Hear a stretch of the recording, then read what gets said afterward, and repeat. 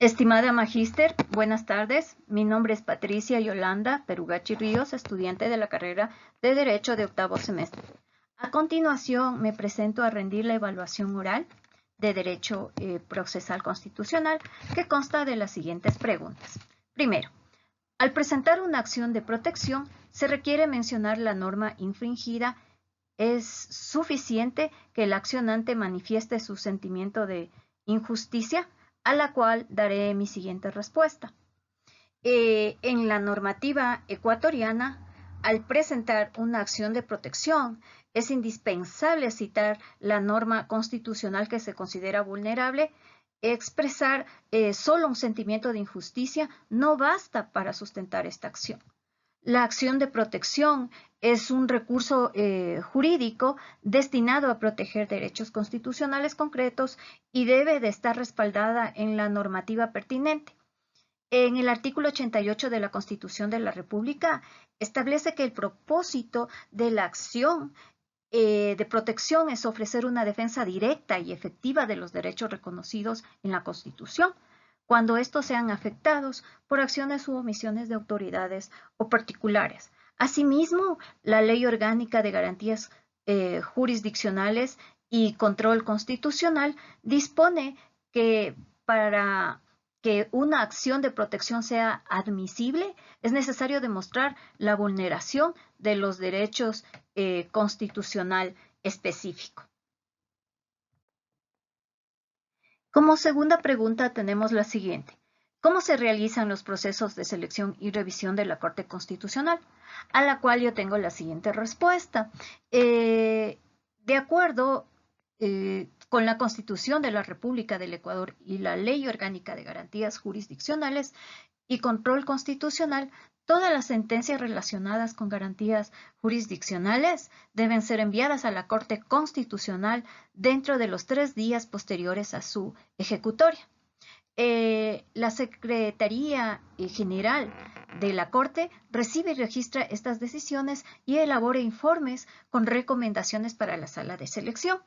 Esta sala, a su discreción, elige las decisiones de garantías ordinarias que serán revisadas basándose en criterios como gravedad, novedad, ausencia de precedentes o relevancia nacional.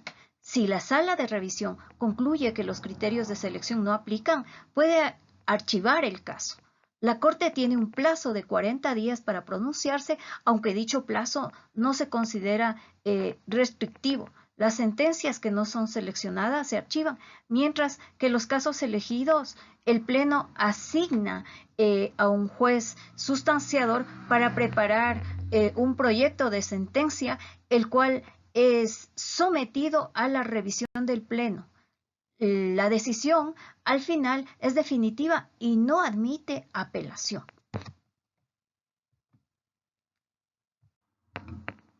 Como tercera pregunta, tenemos la siguiente. Las garantías jurisdiccionales están dirigidas a 3 tipos de derechos. Los derechos constitucionales, los derechos reconocidos en instrumentos internacionales y los derechos derivados de la dignidad humana. Explique. A lo cual daré mi siguiente respuesta. En la legislación ecuatoriana, las garantías jurisdiccionales están diseñadas para resguardar 3 categorías de derechos.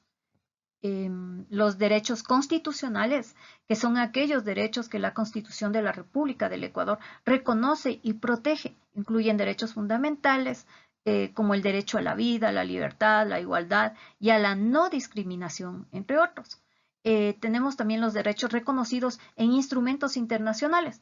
Ecuador ha ratificado diversos tratados y acuerdos internacionales que garantizan derechos humanos, como la Declaración Universal de Derechos Humanos, el Impacto Internacional de Derechos Civiles y Políticos y la Convención Americana sobre Derechos Humanos, entre otros. Estos tratados tienen rango constitucional, lo cual permite que sus disposiciones sean aplicables directamente en el país. También tenemos los derechos derivados de la dignidad humana, en donde nos indica que la Constitución ecuatoriana también protege los derechos derivados de la dignidad humana. Un principio central de los derechos humanos. Esto incluye derechos como el acceso a un ambiente sano, al derecho a la salud, la educación, las garantías jurisdiccionales como la acción de protección, el habeas corpus y el habeas data. Son mecanismos legales que permiten a los ciudadanos defender estos derechos ante actos u omisiones de autoridades públicas o de particulares. Como pregunta 4 tenemos la siguiente. Para la protección del derecho a la consulta prelegislativa, ¿qué acción debe ejercer y cuál es el procedimiento? Al cual doy mi siguiente respuesta.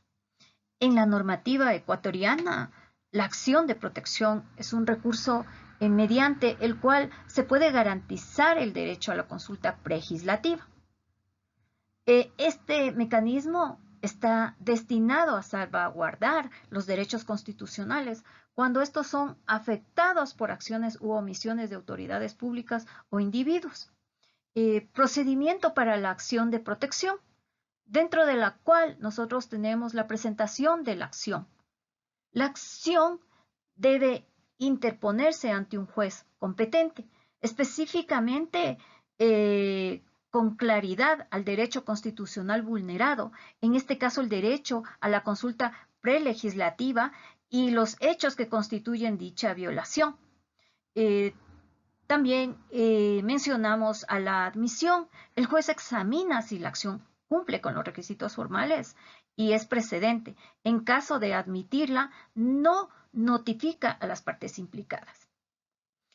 Además está la audiencia. Durante la audiencia, el juez escucha los argumentos de ambas partes. El accionante debe demostrar cómo la falta de consulta prelegislativa ha vulnerado sus derechos. Tenemos la resolución de esto. El juez emite una resolución que puede incluir medidas para remediar la vulneración del derecho, como suspender la norma o acto legislativo hasta que se realice la consulta prelegislativa de forma adecuada.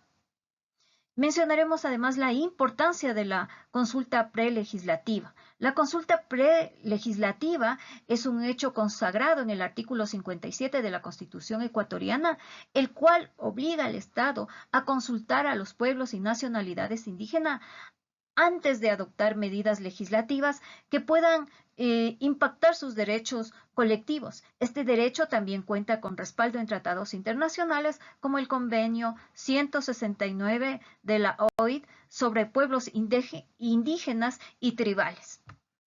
Como pregunta 5 tenemos la siguiente. Para garantizar el cumplimiento de los derechos, ¿se requiere determinar acciones positivas y negativas para el Estado? Explique. Mi respuesta ante esta pregunta es la siguiente. En la legislación ecuatoriana, asegurar el respeto a los derechos implica que el Estado tome tanto medidas proactivas como se abstenga de acciones que los vulneran. Estas obligaciones derivan de los principios de aplicación de los derechos establecidos en la Constitución de la República del Ecuador y otras normativas. Tenemos las acciones positivas. Las acciones consisten en medidas activas que el Estado debe de implementar para facilitar el ejercicio pleno de los derechos, tales como políticas públicas y programas sociales, los cuales establecen programas que fomentan el acceso a la educación, salud, vivienda y otros servicios esenciales para mejorar la calidad de vida de la ciudadanía. También tenemos las acciones afirmativas. Tomar medidas específicas para corregir desigualdades históricas y estructurales, como cuotas de género en cargos públicos o programas de inclusión para grupos vulnerables. Además, mencionamos también la inversión o infraestructura, en el cual desarrollar infraestructura básica como hospitales, escuelas y sistemas de agua potable para garantizar el acceso a servicios fundamentales. Tenemos la educación y capacitación, en la cual se debe implementar programas de educación y capacitación que permitan a los ciudadanos ejercer sus derechos de manera informada y efectiva. También mencionamos las acciones negativas. Las acciones negativas son aquellas de las que el Estado debe abstenerse para no perjudicar los derechos de las personas. Entre estas se incluyen no discriminación, evita cualquier tipo de discriminación por razones de raza, género, orientación sexual, religión u otra condición. Además, tenemos la no interferencia arbitraria. Respetar la vida privada de las personas, evitando injerencias arbitrarias y garantizar su privacidad y autonomía. También mencionamos no uso injustificado de la fuerza. Aplicar al principio de la proporcionalidad en el uso de la fuerza por parte de las fuerzas de seguridad, evitando el uso excesivo o injustificado. También tenemos la no imposición de restricción injustificadas, el cual no imponer limitaciones innecesarias a derechos como la libertad de expresión, de reunión y entre otros derechos fundamentales, en el cual nosotros también mencionamos el marco legal. La Constitución ecuatoriana y la Ley Orgánica de Garantías Jurisdiccionales y Control Constitucional establece que el marco legal para estas acciones, en su artículo 11, la Constitución especifica que el Estado tiene la obligación de tomar las medidas necesarias para asegurar el ejercicio de los derechos y para cualquier evitarla. Esto sería en cuanto a mis respuestas, estimada magíster. Muchas gracias.